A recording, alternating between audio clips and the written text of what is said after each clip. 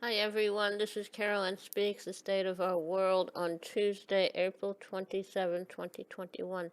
So what is it? Good, bad, or indifferent? All three. The coronavirus is definitely still with us.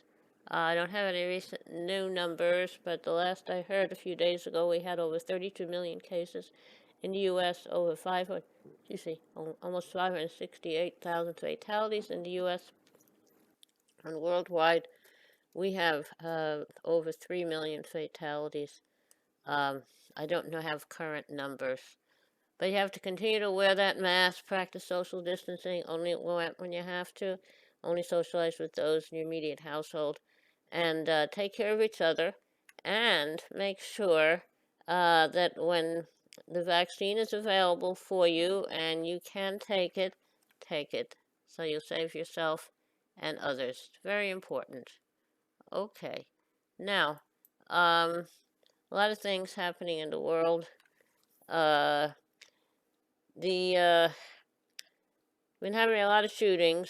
Derek Chauvin, Minneapolis police officer, found guilty of killing uh, George Floyd last August. But since he's been found guilty, even during the trial, we've had other police shootings in the country, and for some reason, there was one in, no, I believe in North Carolina, uh, that someone had a warrant, the police had a warrant to search someone's home, the home of Andrew Brown, and it ended up in Mr. Brown being shot and killed as he was driving away from the police. Very, very sad. Uh, Now, another issue is the Ivy League secret exposed. Classes at University of Pennsylvania and Princeton University used the bones of black children killed in 1985 MOVE police bombing, MOVE. Apparently, this house was they were there was this was a group that was trying to get civil rights, and the police of Philadelphia was there, and um, they ended up um, uh, and they ended up eventually uh, using a police helicopter, Philadelphia police helicopter, to drop a bomb in the house of those the police thought were dangerous. Ended up destroying about 60 homes in the area, killing 11 people, including, I believe, 11 people and 5 children. And no one has ever been held accountable for that. Now, uh, University of Pennsylvania and Princeton have been using uh, the bones of black children who were killed in this police bombing, and as part of their classes. The university's very sad, but that's the way it is, and we need to change things. Have a lot of police shootings in our country, all over, not just in the South, all over, and we have to stop that.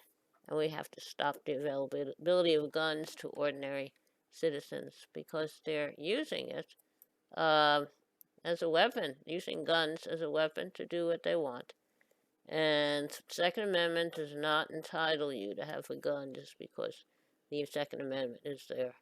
Now, Human Rights Watch says that Israeli authorities have committed crimes of persecution and apartheid against the Palestinians. Uh, Israel authorities maintain a two-tier system which privileges Jewish Israelis over Palestinians. Israel's Security Cabinet has approved a major military escalation in the Gaza Strip if Palestinian fighters don't stop firing rockets into southern Israel. Israel also moved Monday to completely cut off Palestinians' access to a fishing zone off the coast of the Gaza Strip. This comes as Human Rights Watch said for the first time that Israel is committing crimes of apartheid and persecution in the occupied Palestinian territories, of Gaza, the West Bank, and East Jerusalem.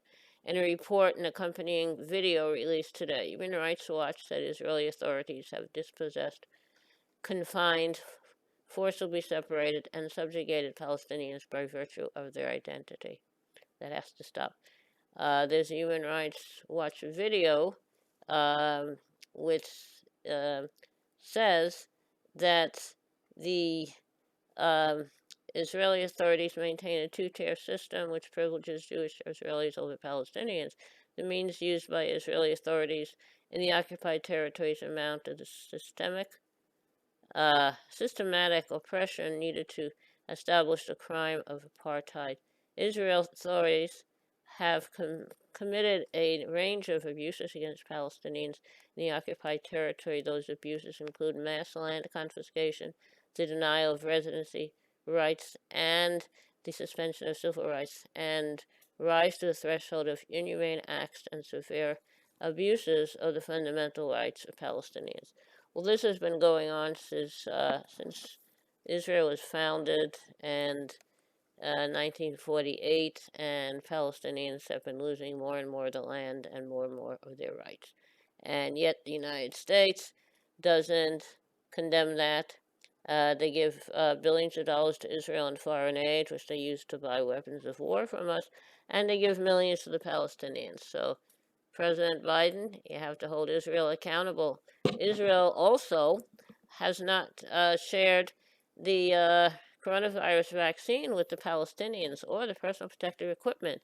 Israeli authorities say it's up to the Palestinian authorities to do it on their own. They don't need us. But when you occupy a group of people, you're responsible for their welfare. So I hope things will change there, because that is not good. Not good at all. So I am very, very disappointed, but that's the way it is.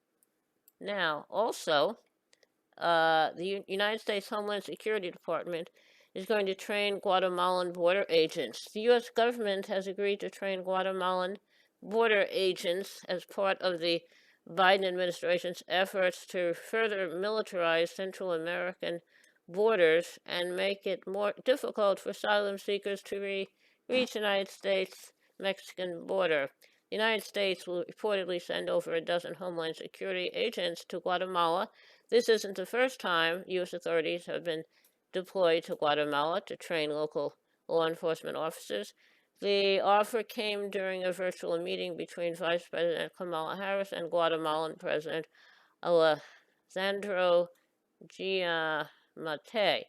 Vice President Kamala Harris said, and we want to work with you to address both the acute causes as well as the root causes in a way that will bring hope to the people of Guatemala, that there will be an opportunity for them if they stay at home. Central American and immigrant justice advocates have widely condemned more U.S. intervention in the region, saying U.S. foreign policy have exacerbated poverty, violence, and other root causes of why people have to flee in the first place. Now, Guatemala is a country that had a coup not too long ago, and which was supported by the administration at the time. Also, there's a institution called School of Americas, which is located in Fort Benning, Georgia, which has trained and trains the past, future, and current dictators of Latin America. So this has to stop, but it's really a shame what's happening in Latin America. Nothing has changed. Nothing has changed. Okay, now, what else is there? In Texas, Texas fisherwoman Diane Wilson holds a hunger strike to stop dredging for oil exports. In Lavaca Bay, Texas, a 72-year-old environmental activist and author Diane Wilson is entering her 21st day on hunger strike today, demanding the Biden administration stop the dredging of the Matagorda ship channel and the construction of a new crude oil export terminal proposed by oil company Max Midstream. Wilson says she fears the dredging could release mercury contamination, devastating fisheries and local communities. Last weekend, over a dozen activists in kayaks joined Wilson for a protest against the proposed oil project. Wilson is a fourth-generation fisherwoman from the Texas Gulf Coast. In 2019, she won a $50 million lawsuit against plastics giant Formosa, the largest settlement of its type in U.S. history. Nearly half the funds have already been used to create a sustainable fishery cooperative and cleanup efforts in the region. Now, Formosa, oops, Formosa, the plastics giant, also has been doing things in the Gulf Coast in Louisiana. So I'm very proud of you, Diane Wilson, and you should stop this. We be talking about renewable energy and clean energy. So why are we dredging a ship channel? Why are we creating more pollutants? I don't get it, but that's the way it is, and we have to see if we can do something about that. Now, India has reported its fifth day of record COVID cases as calls mount in the U.S. to share excess vaccines. So India remains the global epicenter for the COVID-19 virus, and they don't have enough personal protective equipment or vaccines or hospital capacity, beds in hospitals. And Prime Minister Modi is he's the one that has been allowing the vaccine to be distributed. Vaccines are manufactured in India, but under Modi, just about all of them are distributed outside of India, and they're not leaving anything in India for their own people. And he also has had political rallies because he's running for election, which has led to more people being infected by the virus. And he also allowed a pilgrimage by Hindus, and which has led to more exposure to the virus, more people getting sick. So, Mr. Modi, I don't know, you seem like another Trumpy. And also, he has come under fire he's agreed for pressuring Twitter to block critical tweets about his response to the pandemic. I think Twitter made a mistake and should ban Modi, and they should ban Trump and all these other nutty people. But and Facebook should ban them as well. So anyway, where the United States said it would send medical supplies and treatments, the excess vaccines, and vaccine going to send us AstraZeneca, which is not approved here. So India, you're a very large country, large population. You have to get their act together. And Modi, if you're trying to be another Trump, that will not end well for you. You are really a disaster as a president, as a leader of your country.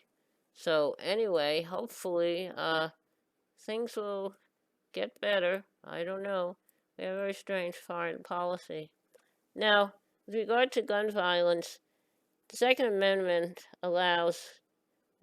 initially was meant for the U.S. To have armed militias. Under colonial rule, they couldn't have that. And then they got that, and some idiot changed that in recent times to say any individual could have a gun. And any kind of a gun. Any many amount of bullets you want to fire, it's okay. But that really has to change. We have too many shootings in this country. Too many innocent people are getting killed and maimed. And the gun industry is benefiting from this. Very unfortunate. But that's the way it is. And then there's a lawsuit going on in New York where against the law, New York law that about carrying a weapon, conceal and carry, things like that, and the NRA is part of the lawsuit to get that law uh, canceled. I hope the NRA and their buddies lose.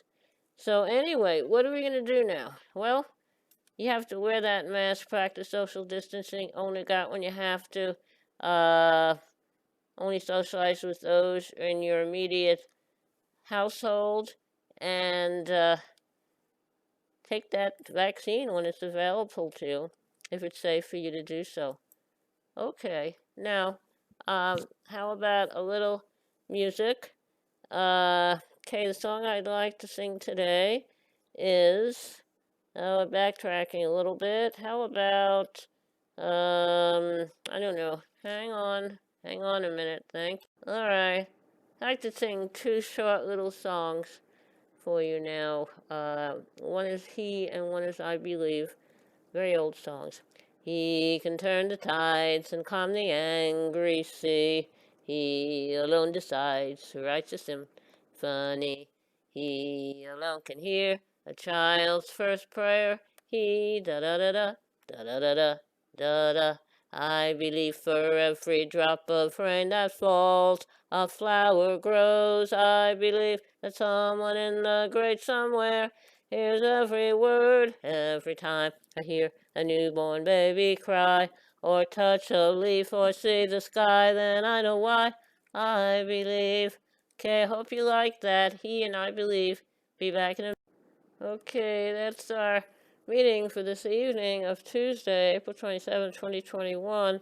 Caroline Speaks, State of Our World. I hope you're back again tomorrow evening. Thank you. Stay safe. Take care of each other. Thank you. Kindness goes a long, long, long, long way. Thank you.